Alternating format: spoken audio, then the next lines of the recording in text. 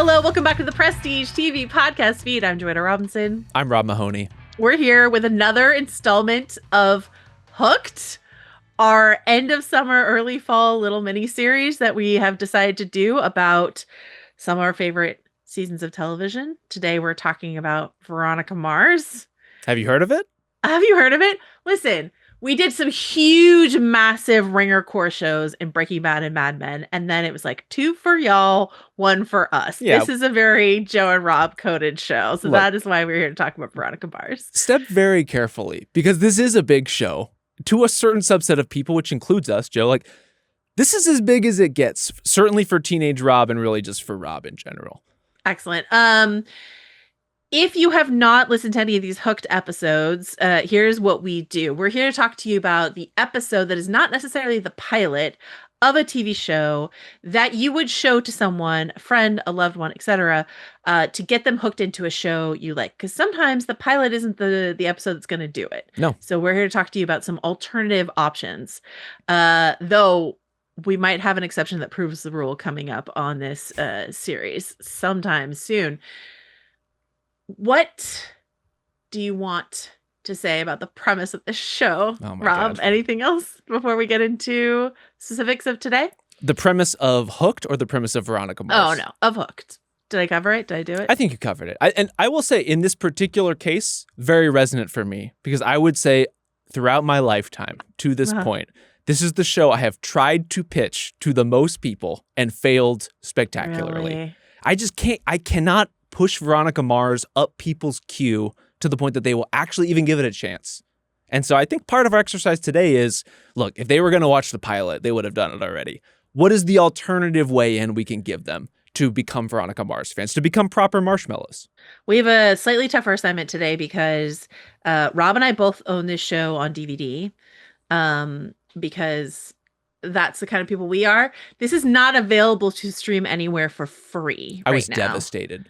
Yeah. Hulu, how dare you? I know they have the new season, which we'll talk about in a second, but you can buy episodes on your favorite streaming platform of choice, but you cannot just like stream it for free. So that's going to be a barrier of entry for some people. But I do want to, before we get into sort of the civics of Veronica Mars, I want to mention one email we got from a listener sort of about this concept. We've gotten some feedback on our Mad Men and our Breaking Bad episodes of people who vehemently disagree with us or agree with us. It's a sort of touchy subject for people. It is. Well, and Joe, where did these people email us? PrestigeTV@Spotify.com, I believe, is where they could find us. Always, perpetually. Thanks we are there. Reminding. You know, I just want to keep the lines open. You know, the lines of communication, especially in Hooked season. This is very important. And we've gotten a lot of people who are really eager for us to cover a show that we actually do plan to cover before the end of this little mini series. So, this email comes from listener Sam, who has emailed me for years across various shows and always has something very clever to say. But he wrote, I feel like we have so many you got to get to blank conversations about shows today because pilots are so strictly written to be sold and have to do so much legwork. They rarely get to be the kind of show they want to settle into. Sometimes they are diamonds and perfectly lay out the energy direction of a show, Mad Men. Oftentimes they are Wikipedia articles for everything you need to know about the show in order for it to get loose, weird, and have fun later. Sam sent us that email before we did our Mad Men episode, so that's fine. But listen, I think this idea of this is a Wikipedia article for what the premise of the show is could not better describe the pilot of Veronica Mars. So we are not going to be picking the pilot today. We're going to be picking a later episode. Veronica Mars ran on UPN from 2004 to 2005. May it rest in power. And then it became the CW, and Veronica Mars wrapped up its 3rd season in 2006. It was then Kickstart crowdfunded into a 2014 film. If I can raise my hand, I was among them. Me too. I helped to kickstart this movie. I still have my honorary T-shirt as such. Do you? Yeah. Does it say like I'm a marshmallow? What does it say? No, on it just has a nice little stylish Veronica Mars logo of her in her car with her camera. It's lovely. Love it. And then it was rebooted on Hulu in 2019 for an 8-episode season 4 so controversial that it's almost impossible to Google literally anything about the show without hitting a wall of articles about the season 4 finale. Yes. Which we'll talk about in our Uber spoiler section at the end of this podcast here today. Rob Mahoney, you already teased that this was an important show to teenage Rob. Do you want to give us sort of the log line? What is Veronica Mars about, and what did it mean to you when it first came on? I mean, Veronica Mars is a genuinely amazing detective show that happens to largely take place at a high school. And because of that, look, the Nancy Drew looms large. And we're just kind of trying to overcome the barrier to entry. But if you can get past that, and we would encourage you to do it, and that's what we're here to do today, it is as sharply written and stylized and well acted. And I think one of the hallmarks of Veronica Mars is how insane so much of this cast is in retrospect, and the talent they were able to bring into this little UPN show. It just turns into something that is so funny and so emotionally resonant, and honestly, like, actually seeks to tackle some very real societal problems and societal difficulties. And it's like, it has a lot to say about class, it has a lot to say about high school, it has a lot to say about Kristen Bell being a star. And a lot of the reason we live in our current Kristen Bell ruled climate is because of Veronica Mars. This show is created by Rob Thomas, not that Rob Thomas. No relation. Who also did Party Down. He was a writer on Dawson's Creek. He did iZombie, in which they had the other Rob Thomas guest star. This is a show that, you and I are huge Buffy the Vampire Slayer fans. This is like in every way sort of an honorary continuation of the Buffy the Vampire Slayer legacy. It was originally meant to be a YA book that Rob Thomas then turned into a TV show. Originally, he was going to do a young boy, like a high school boy who was the son of the sheriff. He was pitching around. He wanted this to be an FX show. This is what we constantly hear. An HBO show, Showtime show. He brought it to UPN and they said, hey, man, we're looking for female empowerment to go with our recently acquired Buffy the Vampire Slayer. And he's like, have I got a show for you? It's about a teenage girl. And immediately then it became I don't know what instead of Ronnie Mars came Veronica Mars. And that is the show. What's so crazy about that is this would be an unrecognizable show if you gender swap Veronica Mars. Like, it's Absolutely. A totally different show. It's like, obviously so many of the plot threads would read totally differently, but it's so crucial in the text, not unlike Buffy, of this, like, what do you expect of a teenage girl? And the idea of being constantly underestimated because she is a teenage girl is central to her ability to then be a really good private detective, even though she's like 16 years old. Even though this started as a YA book and became a UPN and then CW show, I would not call this a show for teenagers, even though Teenage Rob loved it. I loved it as a just out of my teenage years person. A few years out of my teenage years. But the writing is so sharp. Yeah. And so clever. And the central relationship between the character of Keith Mars, who was a former disgraced town sheriff, now private investigator, and his daughter Veronica, is, I would say, not the number one most important relationship on the show, but it is the number two, and it is very, very important. And it's just, as you said, like, the fact that Amanda Seyfried is here as like a background guest star throughout season 1 of Veronica Mars is completely wild. Yes. And the enjoyment that you get out of the many guest stars who show up on this show is part of the fun. We picked the episode we picked today. Season 1, episode 14, Mars v. Mars, has Adam Scott. It does. Leighton Meester. A Gossip Girl pre-union. Yeah, pre-union. And Christina Lauken from Step by Step, which is maybe not as important to other people, but here it is. Here she is. And this is a story by Rob Thomas, teleplay by Jed Seidel and Diane Ruggiero, and directed by Marcos Siega. And it aired February 15th, 2005. Yikes. Spoiler on that warning. Date. Just big time yikes. Spoiler warning up through episode 14, I should say. And in a second, I'm going to make Rob defend why we picked an episode so late in the season. This is the one where Adam Scott plays a charismatic teacher accused by Leighton Meester of having sex with a student and, potentially worse, owning black silk bed sheets. It's not worse. That's okay. And this is also the one where Veronica is very wrong until she's right. Yeah. And quite crucially for our conversation today, the one where Logan and Veronica really start working together for the first time to find out what happened to Logan's mom, Lynn Eccles, played by future Real Housewife of Beverly Hills, Lisa Rinna. Um, so that is what we're talking about today. Rob Mahoney, 14 episodes into season 1. That's Yeah. like 2 seasons nowadays. 2 seasons of a given show. How do you defend that we picked an episode so late in the season? I would say a couple things. One, look, this is a show that does have a good pilot. It is a little bit of a Wikipedia entry of a pilot, but it does a decent enough job of setting up all of the major kind of players and mysteries in a pretty economical fashion. I have a lot of respect for it. But because it's taking place earlier, and you alluded to one of the most crucial relationships on the show, it doesn't have a lot of Logan as we come to know Logan in it. Yeah. And that is Veronica Mars. And so it's like, for me, look, there are 3 reasons why this show works the way it does. In other hands, it could have been an absolute disaster. If it was a little less well written, if it was a little less well acted, like it could have been a joke, could have been an absolute joke of a show. The reason it is what it is, I think overall, Kristen Bell as Veronica Mars, like that performance has to work. Enrico Colantoni as Keith Mars, lights out, so funny, so endearing. Their relationship as father and daughter, critical to the show. And Jason Dohring as Logan, like that triumvirate is what elevates this from run-of-the-mill teen show that would be watched and forgotten and maybe memeified in 20 years to one that like you can revisit over and over and over and over, and it will always feel like an enriching experience.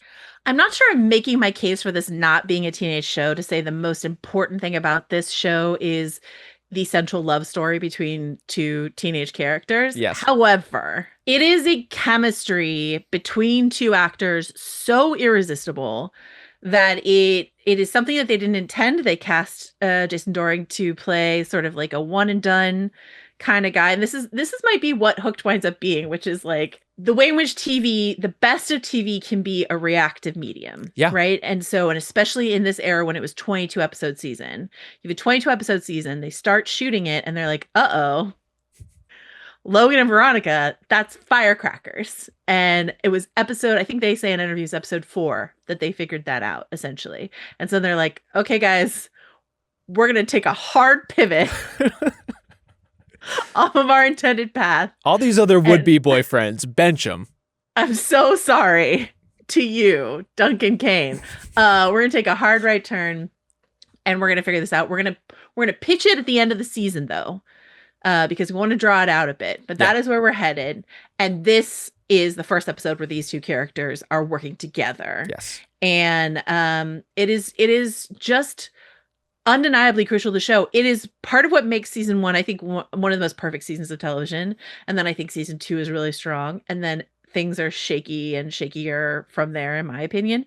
But the thing about Logan Echol's Veronica Mars, is when you're a TV creator and you find something that is this magical, it is so hard to know how to use it correctly. Yeah. And they did their best to sort of like draw it out, a will they, won't they, find all these different ways in which they could keep that tension going. And then sort of like similar to famously shows like Cheers or Moonlighting, like once they didn't know what to do with it, the show kind of stalls out. And not only that, the relationship winds up swallowing basically kind of the rest. It becomes like a monster to a certain degree.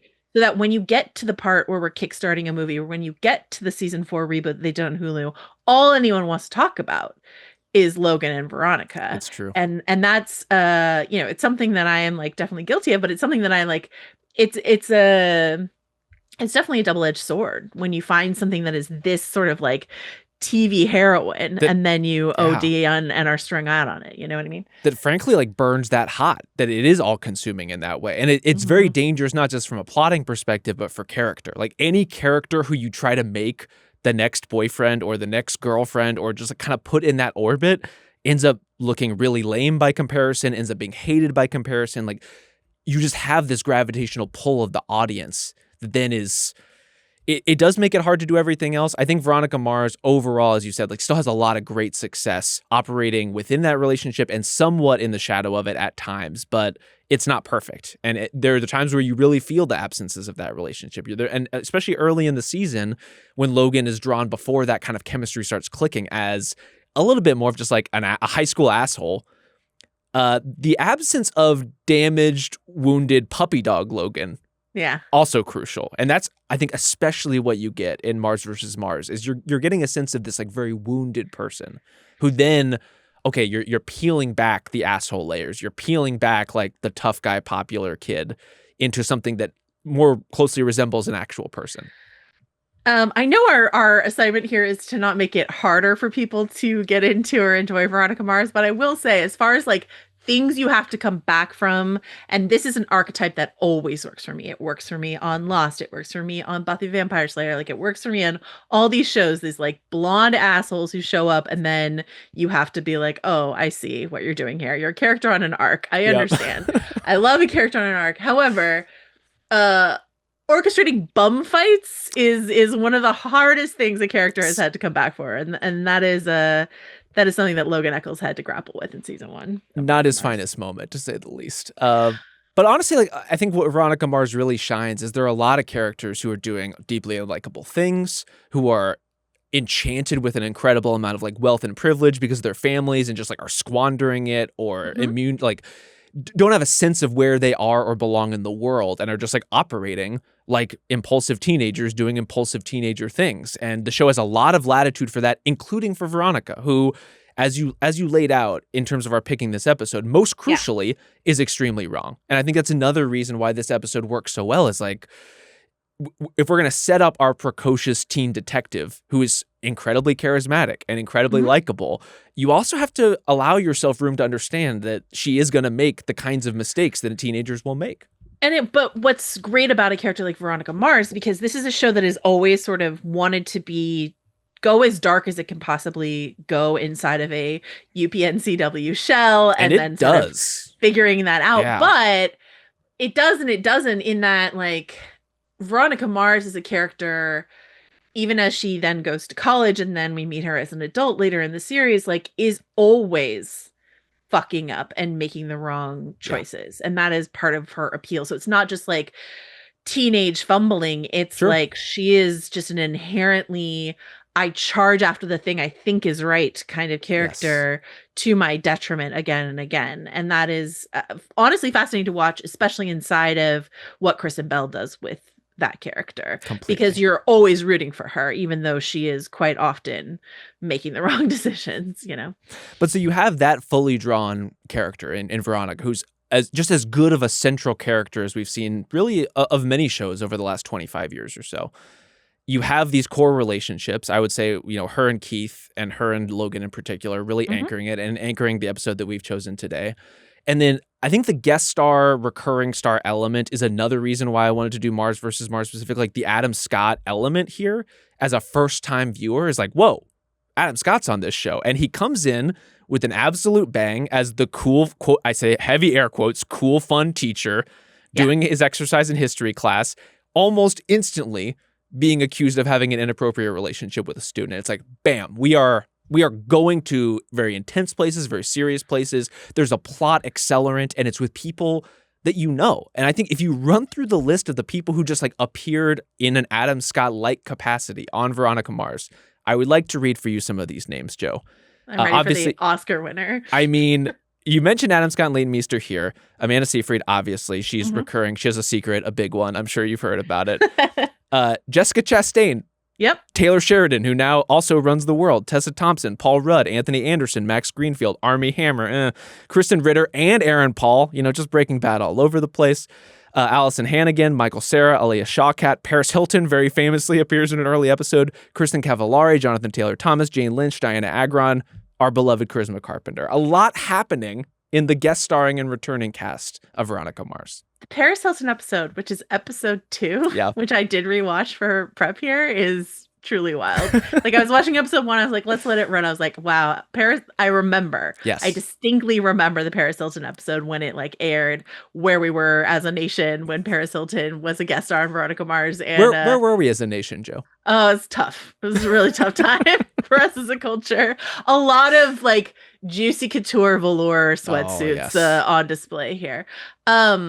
I think Adam Scott specifically who like shows up. He had done Party Down with Rob Thomas, obviously, so he's like in the family, had yet to do Parks and Recreation, is rocking some real early aughts hair in this episode, is perfect casting for this. Oh yeah. Because this was before he was like lovable Ben Wyatt, and Adam Scott has always done this thing where he's played with like lovability and darkness and all this sort of stuff like this. And so this idea that Veronica Mars in 2005, an episode where Veronica Mars is just like immediately on the side of the dude, Yep. despite being herself someone who was sexually assaulted, and that is a main plot line of the season. But she's immediately like, I'm not going to listen to this young woman who's accusing this dude. I am on his side. Her dad has to be the one that like this young woman deserves to be listened to, and she's like, nope, she's a gossip and we don't have to listen to her. I'm team the teacher didn't do it.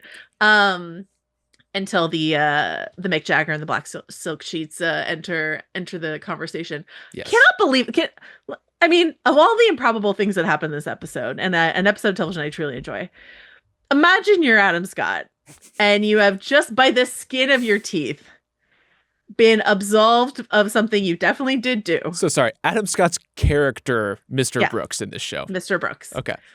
Mr. Brooks has been absolved of this thing that he definitely did do. Mm-hmm.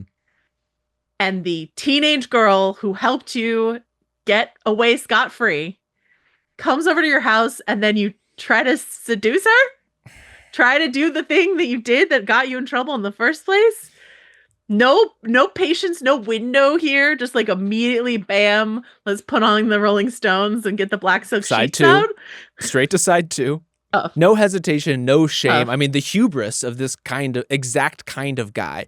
And I think Adam Scott's portrayal of somebody who kind of like always has a very innocuous excuse for everything. Every piece of evidence is levied against him. It's, oh, it was this. Oh, it was reactionary parents. Oh, it was that. Like, again, it's like a very recognizable figure, and one that I think as you're watching it, one thing I was blown away by revisiting this episode is like it's pretty clear as a viewer fairly quickly what seems to be happening, which is Veronica being very wrong. Like Keith is presenting compelling evidence a quarter of the way through the episode that's not quite smoking gun, but like there are serious holes in this guy's story. Yeah. And the episode is playing out in parallel. This is another reason why I think it's a great choice in terms of creating the sort of entry point for people for Veronica Mars. Is it's this story about Mr. Brooks and this student. It's this story about Logan and his mom. And I think Logan and Veronica on sort of parallel journeys of coming to accept something they really don't want to believe is true. And I think the way that those are played in parallel, while also here's some Lily Kane murder stuff, here's what's going on with Duncan stuff. Like there's so many mysteries being juggled at the same time, and yet the central stuff never feels like it's getting short shrift. Like you still feel the push and pull of everything that's going on with Veronica and Keith. Something that they talked about a lot in interviews in terms of crafting season 2 is that Kristen Bell is in almost every single scene of season 1 of Veronica Mars. And that's true. And when you look at this story, which has an ABC plot, right? The Mr. Brooks sexual misconduct plot. You've got the Logan looking for his mom plot. And then you've got the Lily Kane murder mystery plot, which is burbling underneath the whole season. Yeah. ABC plots all have Veronica at the center of them. And in the pilot, which we will talk about in a second in terms of like why we didn't pick it, has ABCD plots. It's a lot happening. All featuring Veronica Mars at the center of it. So like this is something that the show learns, like we cannot exhaust our young actress to this degree in future seasons. In terms of like, is this a typical episode? Yes, I would say so. It is a like the A plot is something happening at the school to a student. That Case is of the week. Classic Veronica Mars. In terms of the characters represented here, as you already mentioned, like, Logan is heavily involved here. Keith is heavily involved here because it's Mars v. Mars. Keith is on one side, Veronica's on the other. So there's that. The gang's all here except for Mac, but she was not a main character in season 1, and Dick and Beaver. All not main characters. She's not in the pilot either. She is like, it kind of, on rewatching season 1, it's sort of surprising to me actually how little Mac is used, because she is such an important, to me, character to all of going us. Forward. And to the internet, Yeah, absolutely. The net, as she would probably call it. Do you have an episode and the honorary Bill Simmons MVP who won the episode trophy? Who would you give it to? It's Keith Mars. Yeah. He's extremely right. He's on it. He has The it girl sniffed out deserves to be from the heard. jump. The girl Yeah. deserves to be heard. He is on it. Like we really can't say enough about this performance and this character. Yeah. Because yet again, it's just like one of those things where the show does not function without him in that capacity. And I think the pilot also does a very good job of setting up Keith as being like very funny. And like you already get a sense of his relationship with Veronica, but not as effectively as you can over the course of a full season. It's not all there yet, but the warmth is there. I would say that his line in the pilot, which is "Tonight we dine like the lower middle class to which we aspire," is one of my favorite Veronica Mars lines. It's very good. I mean, the repetition of "Who's your daddy" is also very good. Like honestly, every Keith Mars line is a banger and a winner. And his own arc throughout the course of the show in this season, as you said, a disgraced sheriff who's been run out of that job and run into all kinds of infamy as a result of trying to do his job and sometimes failing and sometimes succeeding. It could anchor its own show. And so it's always great to feel like with a show like Veronica Mars, it's like, yes, we are spending so much time at Neptune High, but there's this whole world of stuff happening in the background. And sometimes that world involves the police department. Sometimes it involves like high-rise condominiums. Sometimes it involves, Joe, you and I are neck deep in motorcycle gang culture lately. It's true. And it's huge in Veronica Mars as well. The PCHers are very important. In terms of like picking a scene and a scene from this episode and talking about how it embodies the show, I'm have to pick a Veronica and Logan scene just because of everything we said about that. And something I wanted to add to that conversation is to say, it's not just that TV itself can be a receptive medium. It's not just a reactive medium. It's not just that TV is a reactive medium, especially inside of a 22 episode season. But Rob Thomas himself in interviews has talked about how plugged in he was.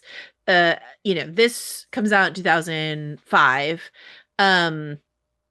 Television Without Pity, the very important TV recap and TV message board website, genuinely really starts going in 2002. And he talked about how he would read it religiously, that he was like, in an interview I was watching, he would say, I was such a slut for it that I would read the message board reactions when the East Coast, when it would drop on the East Coast, so that by the time it aired here in California on the West Coast, I already knew how everyone felt about the episode.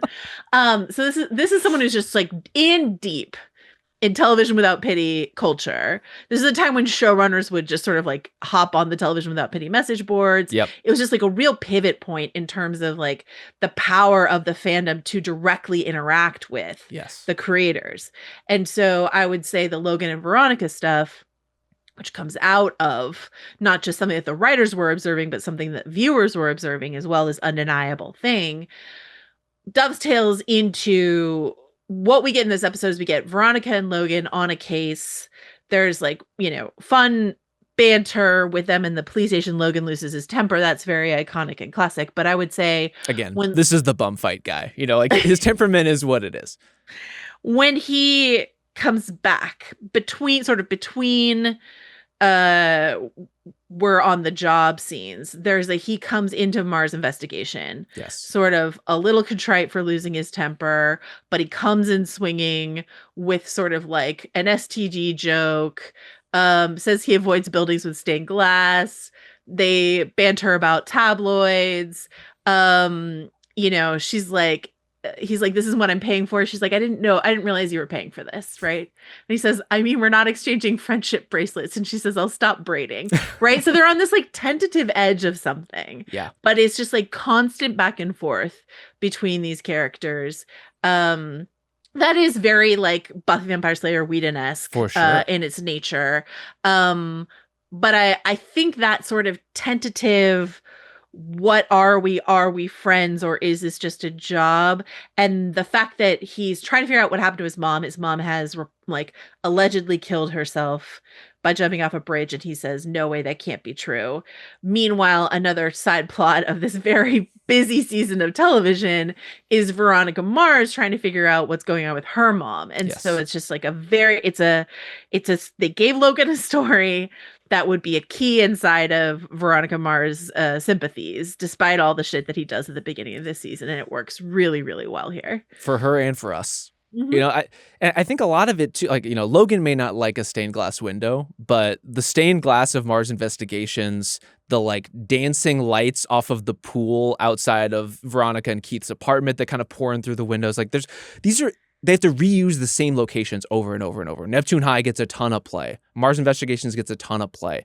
And yet you bring it some life for scenes like that with the way you dress it up. And just by being a little bit inventive with those sorts of trappings. I think Veronica Mars does that consistently all across the board. It's like, how do we take something very worn in and familiar? How do we take this like asshole guy, like very sharp teenage girl? How do we make that pairing feel different and new? Now, the actors are bringing all that chemistry that, as you mentioned, was undeniable and irrepressible.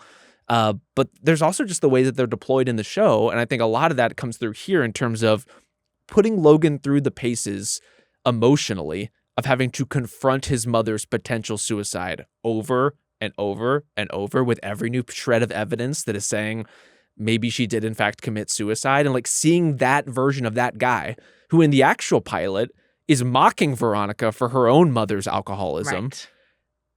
be worn down by the process is just like, that is what you make TV for. Like for those sorts of like slow, like pounding the rock gradations of change. Like that's what it's all about. That's what long form storytelling is about. Absolutely. I do want to mention really quickly, we haven't mentioned, he's barely in this episode, but Weevil, a very important, you mentioned the biker gangs.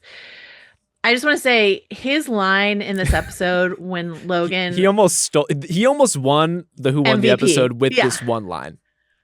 He lose a puka shell when Logan storms out of the cafe is just like a top tier. Look, He lose a puka shell is a top tier commentary on this character. you were either there to understand the puka shells or you weren't. And if you're too young to understand the, I say, literal chokehold that the puka shells had on people, I don't pity you. You're better off. I would say specifically the Logan Eccles type. A real Logan Eccles. But honestly, a Duncan Cain type as well. Really, really the whole milieu. I think all the 09ers. Yeah.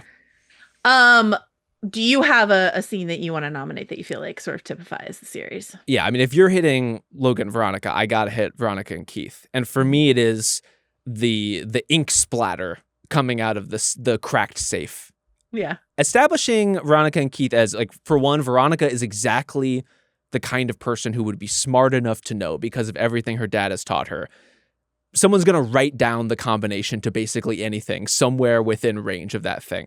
Mm-hmm. And Keith is smart enough to know that he taught her that and that she will look for it, and has established this elaborate bit just as a means to teach her a lesson on something that she should already be picking up on, and further kind of entrenching us in the fact that Veronica is so deeply wrong about Mr. Brooks. Like, she has just been told all this information that should sway her. She goes to the safe anyway, trying to crack it, trying to get inside this girl who has accused Mr. Brooks's diary.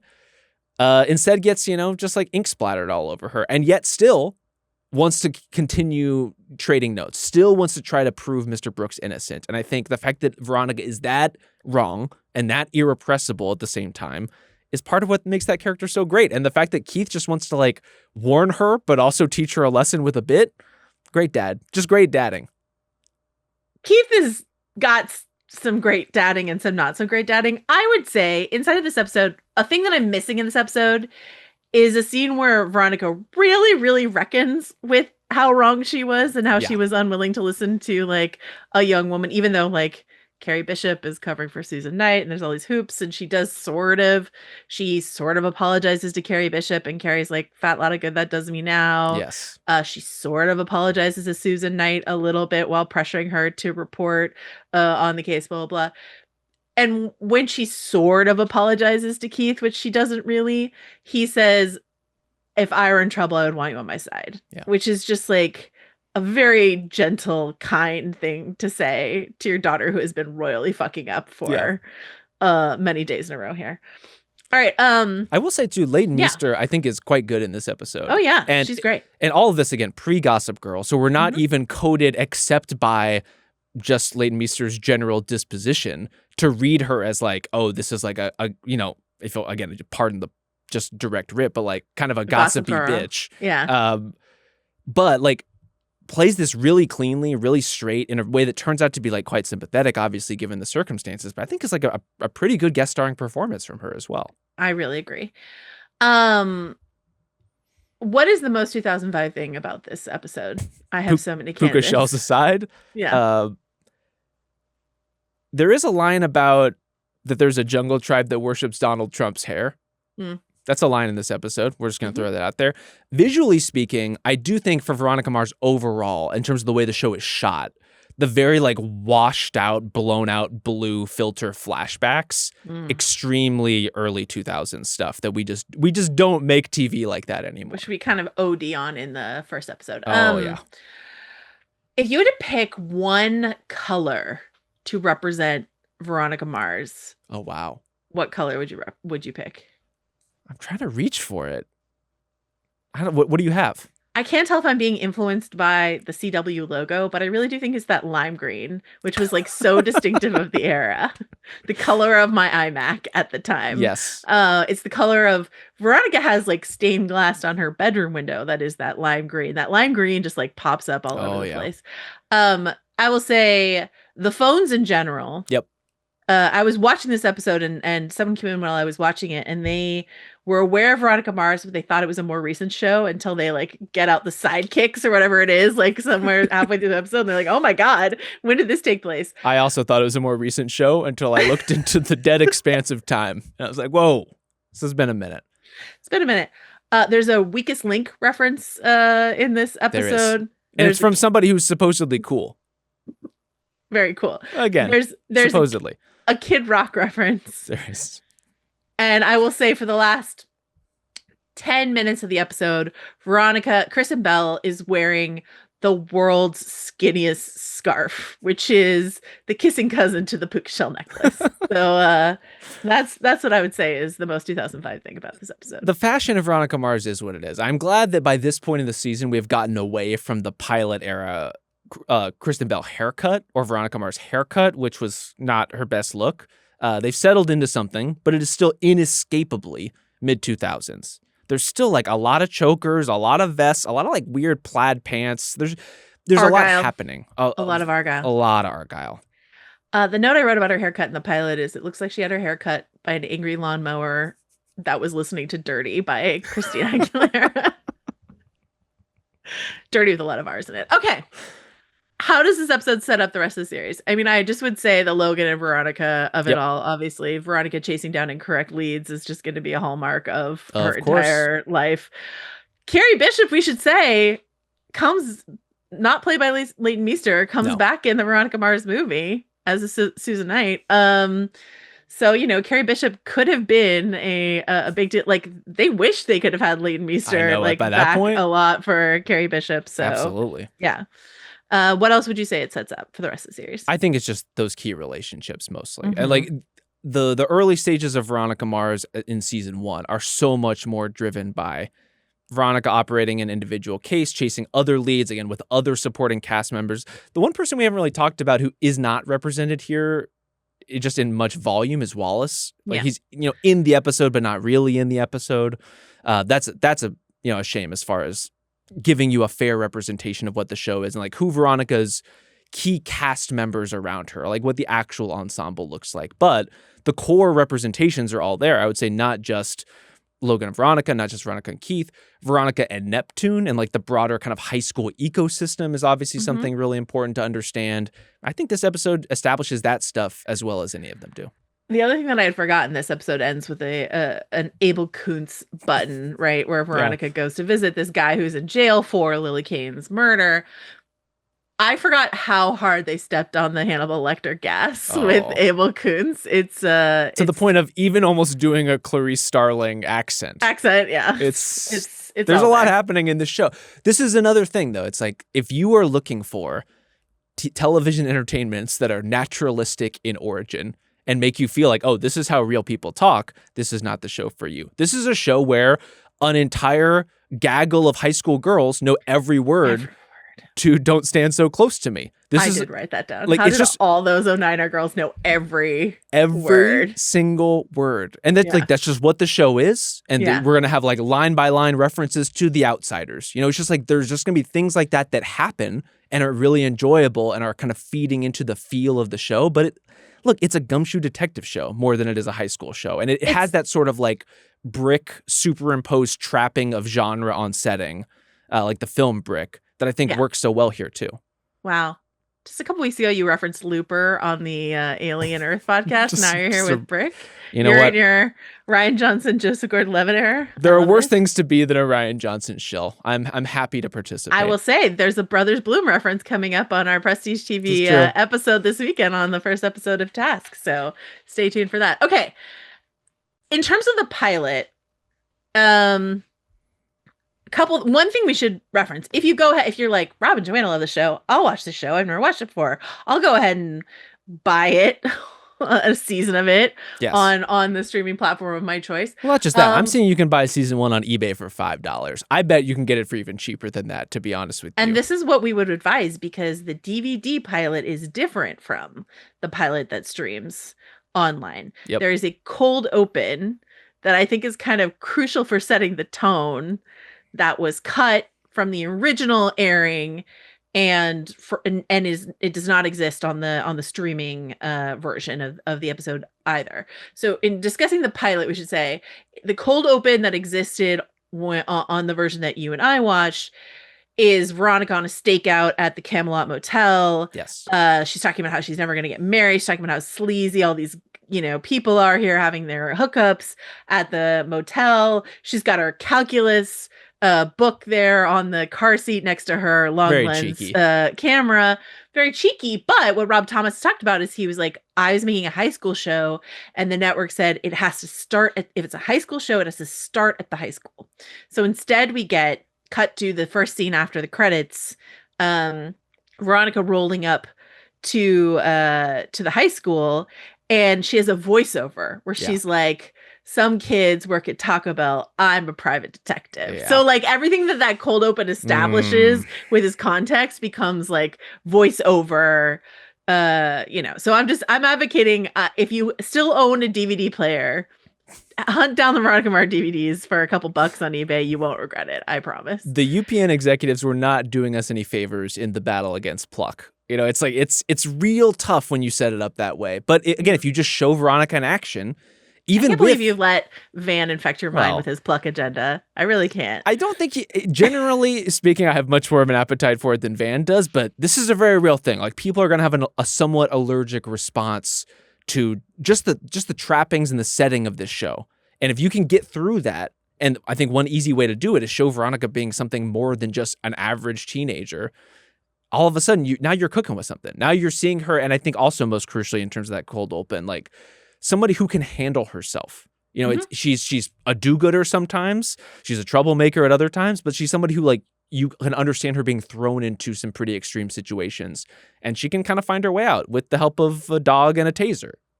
I will say that the way in which this pilot episode abuses the flashback and the voiceover is quite extraordinary on rewatch. Again, I do like this pilot. It very deftly weaves a Logan plot, a Weevil plot, a Cliff plot, all these things together, and a Sheriff Lamb plot. That's like everything sort of like comes in together in the most satisfying little braid you ever did see. And the PCHers, like everything, Wallace, et cetera, is all woven together in sort of like one triumphant knocking over the dominoes moment for Veronica Mars. I will say, I do think Veronica would have an easier time in life if she didn't show up to things to gloat. She does it a couple times in the pilot, and I'm like, you could just execute your little schemes without cheekily finger gunning at the people that you have screwed over. But who would she be if she did? You're talking about a fundamentally different character, That's like true. if she's not there to say, like, this is my over the moon face, like, what show are we even watching? The tone of all of these voiceovers is essentially, yep, that's me. Bet you wondered how I got here. And again, it's trying to tell us a lot about Veronica's best friend, who was murdered, how her father lost his job, where her mother is, this sexual assault that happened to her. It's just shoveling how her social status has changed, all these various things. It's just trying to lift a lot. It's so much in the pilot. It's a lot to try to take care of. So yeah. And I do have an incredible amount of admiration for that. Like how much it is endeavoring to put forth in front of us. And you alluded to the characters, like even just establishing like Lamb, for example, pretty clearly in a very limited amount of screen time. It's something that's very hard to do in a pilot, even an extended one. And so the fact that they're able to cover that much ground is great.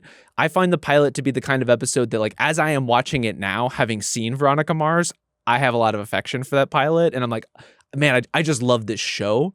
But as putting myself in the shoes or the seat of a first-time viewer, it's like, this is a lot that you're just kind of hurling at me and expecting me to not just like get my bearings, but understand kind of the plotting through lines of what this episode is about. I think the only reason this worked in a way that it shouldn't, because now if you show this episode, if you show this season to someone, let's say you don't get all the way to episode 14, but you're like, okay, hang with me for the pilot. Okay, now we got to get through a Paris Hilton episode. It's kind of like episode 4 is sort of like when you can be like, okay, are you here with me? But like, I just think it's like the fact that they have Kristen Bell, who will later make a fortune just doing cheeky voiceover work in Gossip Girl, is what saves the pilot from being an absolute train wreck, because she reads the flashback, you know, even when it is something as devastating as the sexual assault at the party morning after scene, with this just momentum that keeps you going. But it is, I think, a tough sell for people who have never experienced Veronica Mars. When I was watching a bunch of episodes to sort of prep for this, the person who wandered in and was like, oh wow, those phones are old, sort of just like got hooked and sat down and was like sort of watching it, and they were like, okay, I get it, it's fun to watch her do her thing. I was like, that is Veronica Mars. That's is fun to watch her do her thing. It's really good.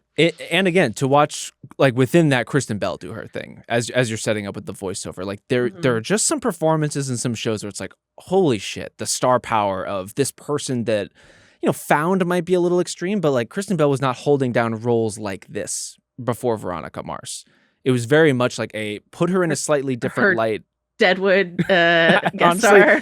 I love her appearance on Deadwood, and it plays into some of the sort of like ingenue appearance of naivety that she has like leveraged in almost every like all of her great roles since then. Like there is a way that Kristen Bell looks and plays against type that I think makes her so dynamic as a performer.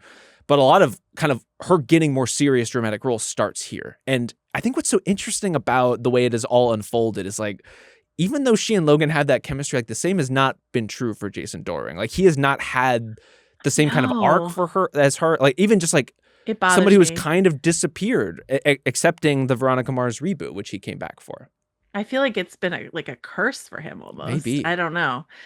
I will say, in terms of like iconic moments in this pilot, You're a Marshmallow, Veronica Mars is what the fandom eventually is called, marshmallows. Like that's eventually what the Veronica Mars fandom. So that comes from this, obviously. The Keith Mars, tonight we dine like the lower middle class to which we aspire, is from this episode. Very important. Okay. And you mentioned The Outsiders. That Be Cool Soda Pop line, which she says to Wallace after he mentions The Outsiders. I think I thought that was an Outsiders line. I say that all the time. Wait, is that not an Outsiders line?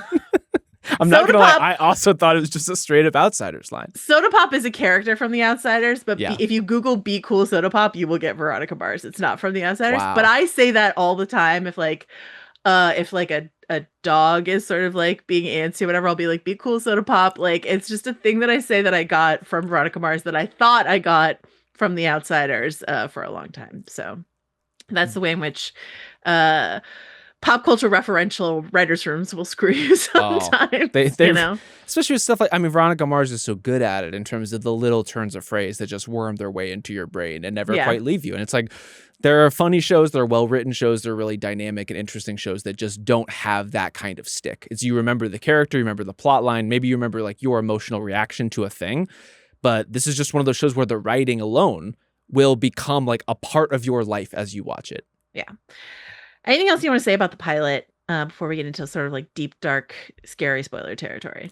I think we covered most of it. I mean, we haven't covered this part specifically, but the opening theme, the Dandy Warhols, lights out from minute one. Just like, okay, we got it. You know, this. I feel like I've been song. subject to a lot of really shitty opening themes, or just like really like thoughtless. Like, okay, here's a placeholder that we never quite got around to putting something else in for.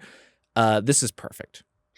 It's so good. It introduced me to the Dandy Warhols, which is a great band. What a gift. And they show up in a later episode, right? I believe there so. Like, there's like a karaoke night where Kristen Bell sings. Again, in the Buffy vein. It's just like, you just got to have the band on at some point. Just invite Nerf Herder to come on. Anyway, yes, which I think you don't get the theme song in the pilot. So that's another way in which it is really missing something here. Anything else you want to say? I think we covered it. I think the pilot overall still a worthy enough place to start, but as I said, like I've had trouble just getting people to watch this show, and if the way to do it is by hooking Adam Scott or a guest star on and pulling people in through the side door, so be it. Let's do it. Clever, very clever. All right, I want to get into the big time spoiler section because it helps make our point in a way that I feel disinclined to spoil people on. So this is your warning. We're very serious about this warning. Like, if you have not seen this show and you're not convinced yet, one, you're wrong. You, like Veronica, are thinking you're interpreting the evidence here, and you are interpreting incorrectly. I need you to leave and think about what you've done and reconsider your life choices. Hopefully watch Veronica Mars, but at minimum, if you've not seen Veronica Mars, don't listen to this section. We will be back on Sunday with Bill to cover the first episode of Task, a new HBO series that absolutely rules. So please come back and listen to that. And we'll be back with another hooked episode on Lost next week. I'm really excited about. Yeah. So that's a little like tease, come back, please, before we get into the spoilers, to really give everyone time to dry the like soapy water off your hands and press stop or pause or whatever you need to do on here. Okay. In season 4 of Veronica Mars. You've shown a lot of restraint. Thank you. I'm not as twisted up about this as other people are, because like, I don't know, when a reboot happens, I'm just sort of like, well, any extra time is extra time. And that is what it is. At the end of the 8 episodes of the 4th season of Veronica Mars. Yes. Veronica and Logan get married. And then that same day he gets blown up and is killed. Yep. And the fandom was so mad about this. The fandom that like sparked back to life with the Kickstarter for the movie. Absolutely. And just like was really living. I actually didn't really love that movie. I felt like it was too fan servicey and very product placement. It's not very effective, no. I don't think it's great, but I do think that they did some good stuff, I think, with season 4. And I think the idea of wanting to return to Veronica as an adult, having, lived through the things that she's lived through was a good idea. Kristen Bell was interested in living in the world of this character. They killed Logan. I understand why.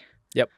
Because again, that relationship just sort of swallowed the show. You could not give Veronica another love interest because, our guy Piz can really attest to that. Like, everyone will. You were telling me off mic, Joe, that you thought Piz was like the one true pairing for Veronica. Don't try to entrap me in your lies, Rob Mahoney. I'm just saying, you mentioned poor Piz. Chris Lowell, a real champ, showed up for the movie. Is great. It's kind of great in the movie.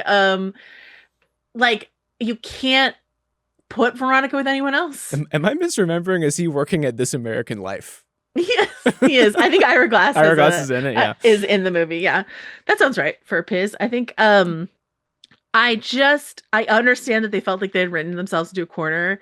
I just have never seen a fandom turn on a creator. They were so mad. I mean, end of Game of Thrones maybe comp, honestly, Yeah. inside of this fandom. I have never seen anyone as mad as the Veronica Mars fan was that Logan Eccles was killed off at the end of season 4. And then they had planned to make more seasons and they Yeah. just didn't because the hue and cry was so loud. And genuinely, I was just trying to Google like get interviews of Rob Thomas from season 1, and I was putting in all these parameters in my search term, and all I could get, I mean, first of all, Google's kind of broken because AI is stupid and wrong, but also just like I the absolute avalanche of articles and interviews about this pop culture event that I was like, wow, I knew people were mad. I just didn't know that it was this deep. And also on like I was like, puttering around the Veronica Mars Reddit boards, and a bunch of people are like, the fandom just died after they did this. And I mean, it's stunning. So it just really underlines the argument that you were making that the Logan and Veronica relationship, which starts to get its legs under it inside of Mars v. Mars, is the show. It kind of is the show. That said, those people were big mad about Logan dying in season 4. I was big mad at them being big mad because I really like season 4, and I really like the idea of a clean slate, Veronica moving like poker face, but make it Veronica Mars. That's what I was hoping for. Oh my God. Like the potential for that with this character, I think would have been incredible. And I for one, this is my thing about TV. I love the reactionary elements that we've talked about where you can shape and guide a show depending on what's working and what's not. There's also this fact that like things are of their time. And some things you have to just like let go of. And it's going to be disruptive. It's going to be controversial. But like sometimes you have to kill off really beloved characters. And I think having actual stakes and repercussions for the shit that Veronica is getting into is what makes this show good. The fact that some days she's going to show up to a biker bar and it's like, holy shit, this is dangerous. Yeah. Not just like a girl playing at detective is what made the show good. And so the fact that there are actual costs, I was here for that. I mean, I'm not saying like the show did that, I think, quite well in season 2 because I loved the character of Beaver and I was absolutely devastated, personally devastated at the ending of season 2. So like the show has done it before. And I agree. Like I was actually kind of defensive of the choice in terms of if they want this story to continue and they want Veronica to sort of like be free to do other things and to move and shake and not be in this same cycle of the same relationship, they had to do it. And anyway, Jason Dohring deserves the world. He's so good. I think Rob Thomas should just create a show for Jason Dohring that is just like, which is just like, just make it basically Logan. Just don't even try. It's fine. Just have him play basically Logan. We're all cool with it. We'd be really into it. So he deserves as much as Kristen Bell does a career, I think. So, yeah. I do think these shows and these characters do also struggle with something, which is when you have the bad boy bleach blonde hair asshole character that we've been talking about all episode. Yeah. When you do make him into the like good boyfriend, there is a little bit of a plot vacuum of like, well, now if he's not starting bum fights, what do we have this guy do? And some of the solution for that for season 4 is, we kind of dial up some of Veronica's mess even more, and then he can be the sort of stabilizing contrast piece. But then that's getting away from some of the edge that people like in Logan in the first place. And so it's like there's kind of a no-win situation that develops with characters like that. They addressed in a meta way in season 4 in that episode where he's like, he punches a hole in the pantry, and then they like have rough sex, and he's like, is this what you missed? This guy? And she's like, yeah, it was great. He's like, I've been going to therapy, man. It is in fact what they and she missed. I have been going to therapy. And she's like, I'm not interested. So yeah, it's a no-win situation. But when it was good, it was very good. And when it was good was season 1 and I would say season 1, season 2, season 1 perfect. Season 2 really good. I mean, season 3 to me mixed bag, but you know. Yeah. I could be talked into season 2 being even better. I think some of the highs might be even higher. Really 1 overall might hang together a little more. Veronica Mars also has that thing where it's like the longer you go into it, the more certain events are almost like retconned into complications that make it hard to even remember. Like, wait, who was it that did what? Was it this person who left the room then and this person? Like, there's a lot happening that you need to keep track of, and it keeps deepening and changing over time. That makes it hard to kind of separate one season from another too. I think the mystery of season 1, who killed Lily Kane, is so good. Yes. And I think the Aaron Eccles reveal is so good that it's hard to top in season 2 with Steve Gutenberg. With love and respect to Steve I Gutenberg. love So, Steve Gutenberg. Though. Good's great. Good's and great in season while 2. we're in the broader Rob Thomas universe, the Steve Gutenberg episode of Party Down is just one of the greatest episodes of TV that's ever been made. Absolutely rock solid. Very good. All right. So this has been another Hooked episode. We suggest you watch Party Down. We suggest you watch Veronica Mars. Definitely. We suggest you watch Buffy the Vampire Slayer. Of course. You should watch all the things that are very important to us because our taste is perfect. We will be back, as I mentioned, with the first episode of Task and also Rob's introduction to the television series Lost. I can't wait. I cannot believe I get to talk to you about the first 2 episodes. We're going to be doing the 2-part pilot of Lost is what we're doing. I'm feeling a lot of pressure, Joe. As somebody who obviously Lost means a great deal to you, I am now on the other end of the recommending Veronica Mars chain. I'm really confident. I'm really confident, Rob, that you're going to enjoy the pilot of Lost. I hope you're right. And then we've got 2 more shows that we plan to do after that, and then that wraps up our first arc of Hooked, because Task will be going, so Horses is coming. We've got a lot coming this fall, so we will see you soon. Prestige TV at Spotify.com. If you have any Veronica Mars thoughts, I would love to hear them. If you have any Logan Eccles thoughts, if you have any Lost thoughts for Rob, no spoilers on those, please. No, of course not. And we will see you soon. Bye.